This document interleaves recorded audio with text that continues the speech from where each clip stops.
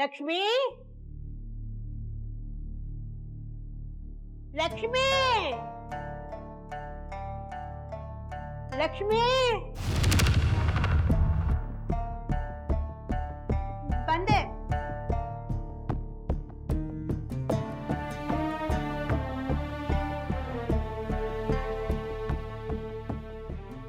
ಮೇಲೆ ಏನ್ ಮಾಡ್ತಿದ್ದೀಯಮ್ಮ? ರೂಮಲ್ಲಿ ಸ್ವಲ್ಪ ಕೆಲಸ ಆಯ್ತಮ್ಮ. ನಿನ್ನ ಹತ್ರ ಸ್ವಲ್ಪ ಮಾತನಾಡ್ಬೇಕು. ಕೂತ್ಕೊಮ್ಮ. ಏನಮ್ಮ? ಕೂತ್ಕೊಮ್ಮ, ಹೇಳ್ತೀನಿ. ಲಕ್ಷ್ಮಿ, ರಾಘವನ್ನ ವಾಪಸ್ ಕರೆಸಿಬಿಡಮ್ಮ.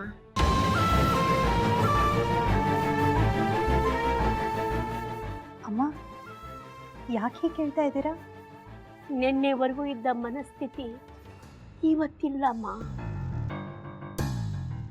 ಏನೋ ಒಂಥರ ಸಂಕಟ ಆಗ್ತಿದೆ. ಅದಿತಿ ಹೇಳ್ದಾಗೆ ಮೀರಾ ಮದುವೆ ಆಗಿ ಮನೆಗೆ ಬಂದ್ರೆ ಏನೋ ತೊಂದರೆ ಆಗುತ್ತೆ ಅನ್ನಿಸ್ತಿದೆ. ಅಮ್ಮ, ಇವಾಗ ಏನಾಯ್ತು ಅಂತ ಹೀಗೆ ಮಾತಾಡ್ತಾ ಇದ್ದೀರಾ?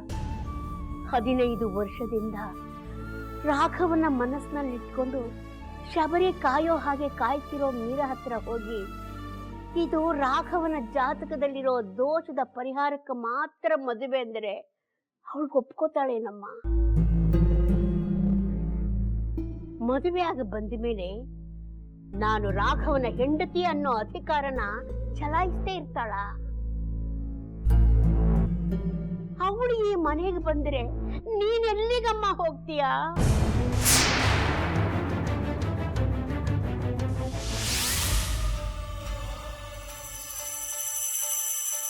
ರಾಘವ್, ನಂಗೆ ಎಷ್ಟು ಖುಷಿ ಆಗ್ತಾ ಇದೆ ಗೊತ್ತಾ? 16 ವರ್ಷ ಆದ್ಮೇಲೆ ಇದೇ ಫಸ್ಟ್ ಟೈಮ್ ನಾನು ಆಚೆ ಬರ್ತಾ ಇರೋದು. ಇದೆಲ್ಲ ನೋಡ್ತಾ ಇದ್ರೆ ನನಗೆ 16 ವಯಸ್ಸು ಮತ್ತೆ ಬಂದಂಗಾಗಿದೆ. ಎಷ್ಟು ಸಂತೋಷ ಆಗ್ತಿದೆ ಗೊತ್ತಾ ನಂಗೆ.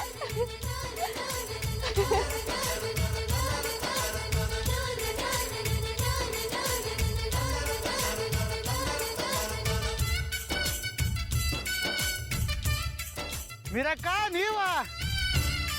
ನನ್ ಕಣ್ಣು ನಂಬಕೆ ಆಗ್ತಿಲ್ವಲ್ಲಕ್ಕ. ಏಯ್, ನನ್ ರಾಘವ್ ನನ್ಗೆ ಮತ್ತೆ ಸಿಕ್ಕಿದಾನೆ. ಈಗ್ಲೂ ಅದೇ ರೀತಿ ಇರಕ್ಕಾಗತ್ತಾ? ದಡ್ಡ, ಸುಮ್ಮನೆ ಕೆಲಸ ಮಾಡ್ಕೊ. ಬಾ ರಾಘವ್.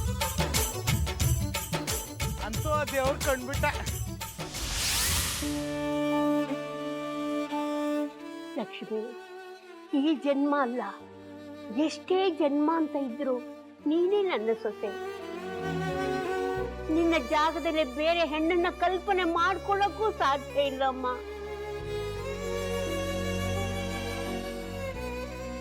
ನಾವು ಇಷ್ಟು ದಿನ ಪರಿಹಾರಕ್ಕೊಂದು ಮದುವೆ ಮಾಡಿ ಆ ಹುಡುಗಿನ ಬೇರೆ ಕಡೆ ಕಳಿಸ್ಕೊಟ್ಬಿಡೋಣ ಅನ್ಕೊಂಡಿದ್ದಷ್ಟೇ ಅಲ್ವಾ? ಇದನ್ನೆಲ್ಲ ನೋಡ್ತಿದ್ರೆ ಅದು ಸಾಧ್ಯ ಇಲ್ಲ ಅನ್ಸುತ್ತೆ. ಈ ಮದುವೆ ಆದ್ರೆ ಏನೋ ತೊಂದರೆ ಆಗುತ್ತೆ ಅನ್ನೋ ಆತಂಕ ಕಾಡುತ್ತಮ್ಮ. ಇದಕ್ಕೇನಾದ್ರೂ ಬೇರೆ ವ್ಯವಸ್ಥೆ ಮಾಡಿದ್ರಾಯ್ತು. ರಾಘವನಿಗೆ ಫೋನ್ ಮಾಡಿ ವಾಪಸ್ ಬಂದ್ಬಿಡು ಅಂತ ಹೇಳಮ್ಮ. ಅಮ್ಮ, ಎಲ್ಲ ತಿಳಿದಿರೋ ನೀವೇ ಹೀಗೆ ಆತಂಕ ಪಟ್ರೆ ಹೇಗೆ ಹೇಳಿ?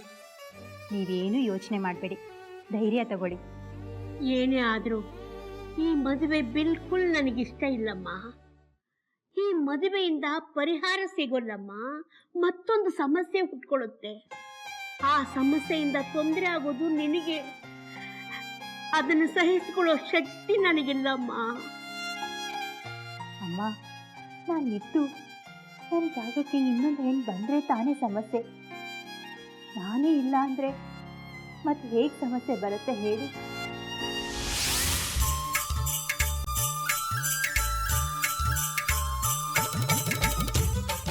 ರಾಘಣ್ಣ, ಯಾವಾಗ ಬಂದ್ರಿ? ಇವತ್ತು ಬಂದೆ. ಚೆನ್ನಾಗಿದ್ದೀರಾ? ಚೆನ್ನಾಗಿದ್ದೀನಿ.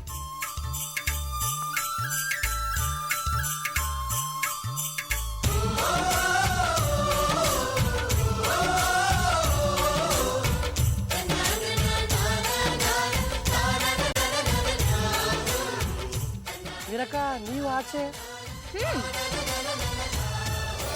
ರಾಘವ್ ಅವಾಗ ನನ್ನ ಪ್ರೀತಿನ ನಿರಾಕರಿಸಿದ್ದ.